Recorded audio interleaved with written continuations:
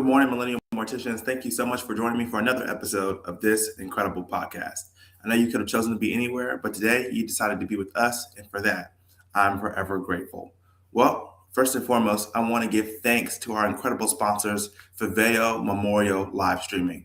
If you and your families need live streaming simplified and redefined, and you want to take your live streaming experience to the next level, check them out at viveo.org. Again, check them out at viveo.org.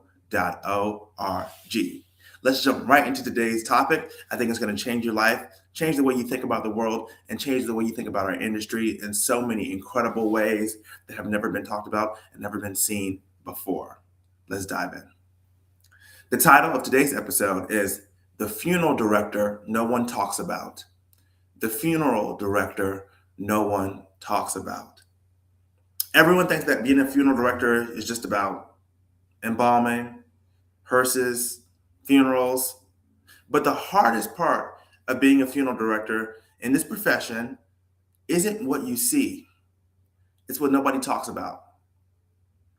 In this episode, my goal for today is to pull back the curtain for what it's really like working in funeral services, giving you a full picture of our day-to-day experiences, the challenges we face, the mental emotion, the heartbreaks, all the aspects that play into what we do to try to make sure that a funeral service is perfect each and every time.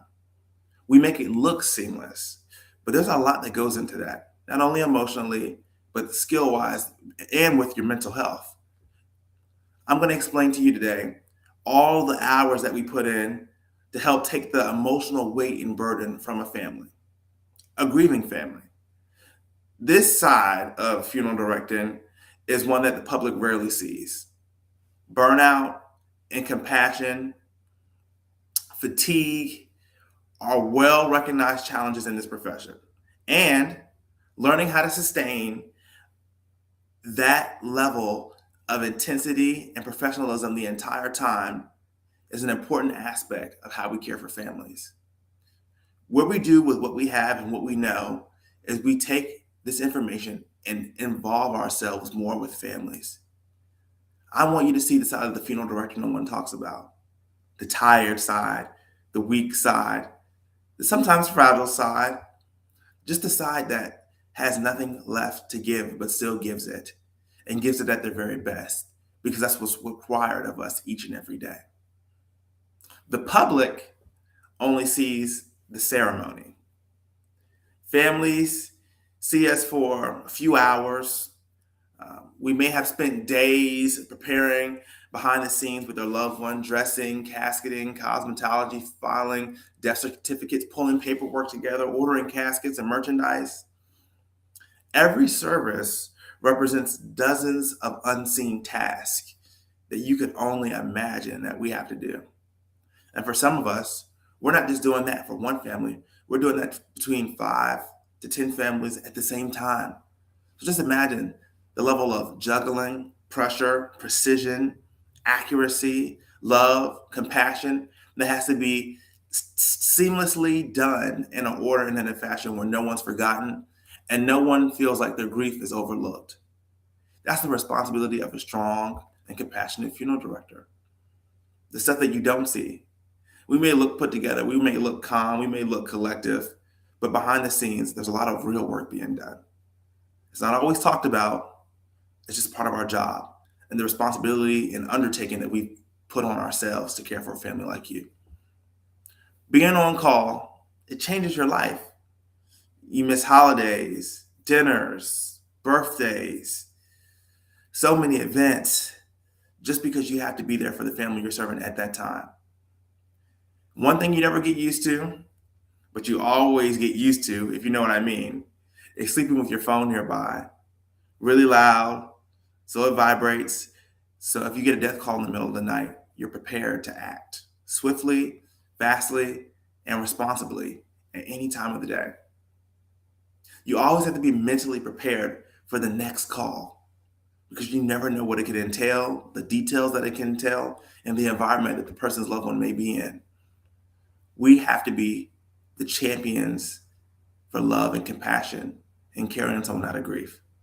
And we do that by being ready, armed, and dangerous in this industry and in our day-to-day life, because families are counting on us in their darkest hour to get it right and to be accurate. The emotional toll of constantly being available is a major contribution to burnout. It's a huge requirement. It's a huge undertaking, but it's needed.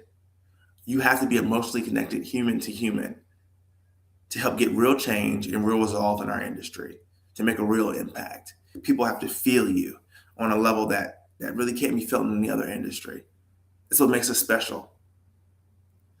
Now, the emotional weight we carry, supporting families through the worst day of their lives, remaining calm when there's chaos all around us and everyone else is overwhelmed or doesn't know what to do or doesn't even know where to go.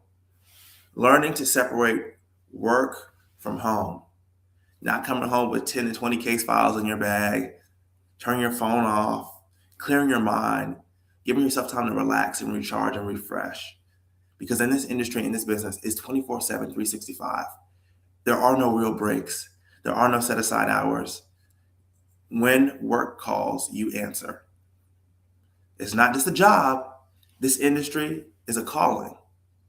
And callings mean you pick up whenever the phone rings. Why would you still choose this profession with all the stuff I just listed and said? That's a great question. Every family deserves compassionate care. Every life has a story worth honoring.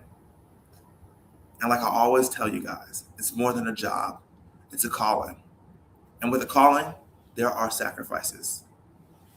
And with great powers come great responsibilities. And we were trained for this, we were educated for this, and in turn, we were licensed for this. You're ready, you're capable. And this is the funeral director that no one talks about. They're tired, sometimes sick, sometimes hurting, sometimes mentally drained, sometimes emotionally drained, but they show up and they show out for people like me, people like you. And together, this podcast, the Millennial Mortician audience, we're going to change the way people see funeral directors. We're people as well, but we're people who can handle a lot of pressure, a lot of weight, and give a lot of love. Well, if you're a funeral professional listening today, thank you. And if you're not, I hope this episode gave you a new appreciation of the people who quietly serve families when they're needed the most. Until next time, remember, keep serving with compassion, keep learning, and remember, every life deserves to be remembered. As we end, I'm your host, Jaden Folks. This is the Millennial Mortician Podcast, a podcast that engraves, and I hope it engraved you and your families and everyone you serve this week. I love you guys. Catch you on the next one.